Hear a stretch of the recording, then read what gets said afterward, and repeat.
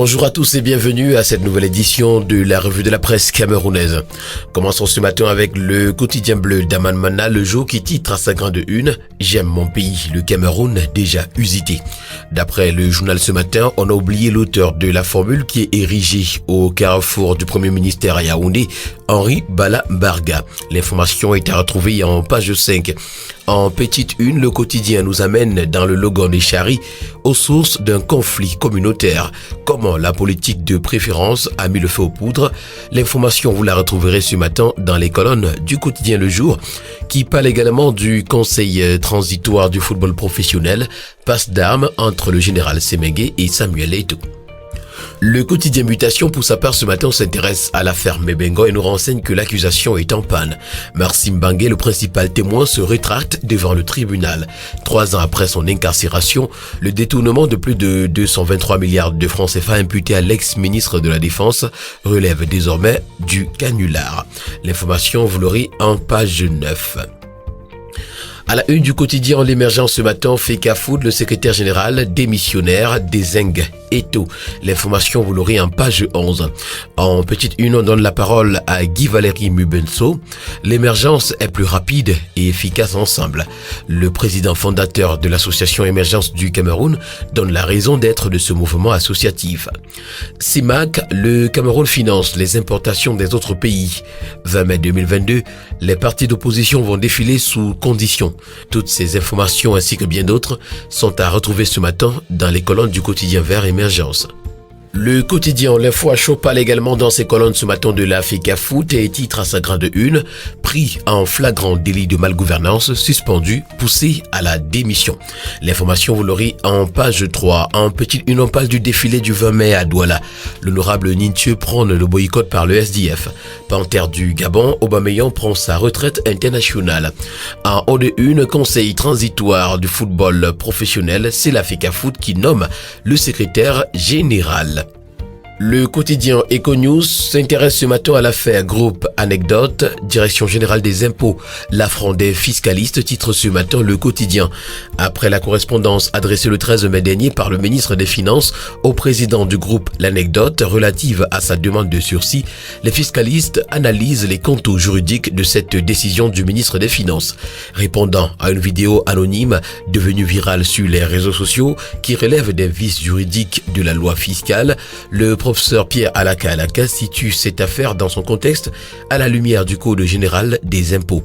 Les extraits de la loi fiscale sont à retrouver ce matin des pages 5, 6 à 7 du quotidien Econews.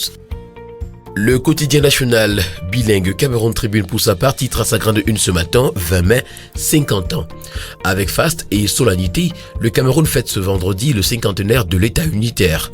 C'est le triomphe d'un demi-siècle de marche en avant où le pays a su transcender les écueils, des atteintes à son intégrité et les replis identitaires et préserver son unité dans l'exceptionnelle diversité de sa population.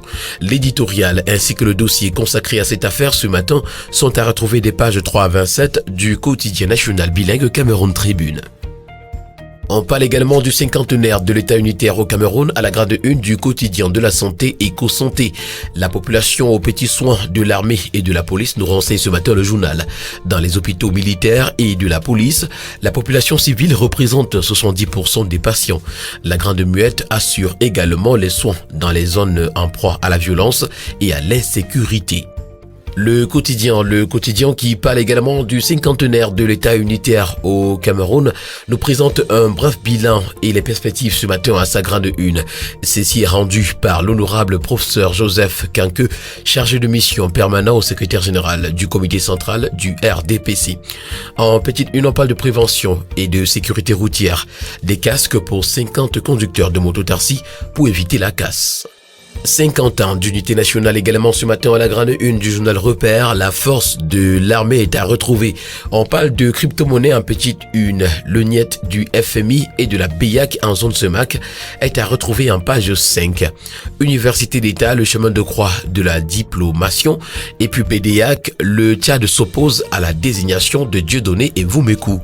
Pour amplement en parler ce matin, le bi-hebdomadaire L'Essentiel nous renseigne s'agissant de la présidence de la BEDEAC que c'est le tour du Cameroun. Le Tchad vient de contester la nomination du Camerounais Dieudonné Mvoumekou comme président de la Banque de développement des États de l'Afrique centrale, la BEDEAC. S'appuyant sur le principe de rotation institué en 2010, les autorités tchadiennes estiment qu'il appartient à un ressortissant de leur pays de présider aux destinées de la BEDEAC, un argument que rejette le Cameroun en évoquant la jurisprudence de 2018 qui l'aurait privé de ce poste qu'il n'a jamais occupé depuis la création de cette institution. L'information complète à retrouver en page 3 du bi-hebdomadaire L'Essentiel. Le bi-hebdomadaire Le Financier d'Afrique, pour sa part, ce matin, parle d'une table ronde à sa grande une, mobilisation des financiers pour la voie de contournement de Yaoundé. La rencontre prévue le 24 mai prochain permettra de recueillir les avis, les attentes et les engagements des partenaires techniques et financiers, des banques commerciales et des structures d'investissement pour la réalisation du projet. En petite une ce matin, évaluation des risques, les enjeux de la création d'une agence de notation financière panafricaine sont à retrouver.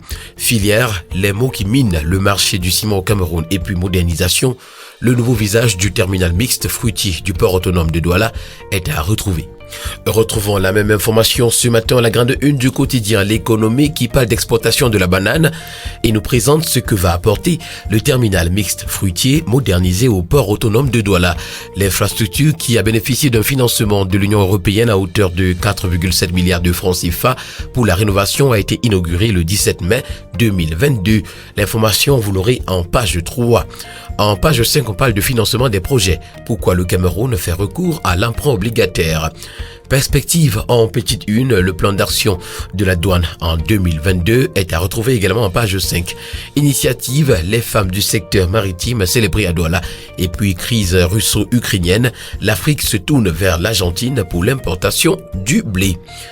C'est le fer de Balaam qui intéresse ce matin la grande tribune qui nous renseigne que le Cameroun refuse de payer 94 milliards de francs CFA aux Australiens. Les négociations entre le Cameroun et la société australienne Sundance Resources en vue du règlement à l'amiable du contentieux qui les oppose, à savoir le remboursement des dépenses évaluées à 94 milliards de francs CFA engagés lors de la phase de recherche du projet de Balaam ont échoué. L'information, vous l'aurez en page 3. Terminons ce matin avec le magazine Cameroun Business Today qui parle de transformation des déchets ménagers, un trésor dans les ordures. Des initiatives se multiplient pour collecter et transformer 5,5 millions de tonnes d'ordures ménagères annuellement produites au Cameroun. L'économie circulaire autour des rebuts de ferraille, de déchets papier, plastique ou organiques est une niche d'opportunités et un vivier d'emploi. L'interview de l'expert Tabo Fouamenom, entrepreneur écologique, et les réactions des acteurs de cette filière en expansion sont à retrouver ce matin des pages 4 à 17 du magazine Cameroun Business Today. Mesdames et messieurs, c'est avec ce magazine que nous mettons un terme à cette autre édition de la revue de la presse camerounaise. Merci de l'avoir écouté et rendez-vous très prochainement pour une nouvelle édition. D'ici là, portez-vous bien. Bonne fête de l'unité nationale à tous.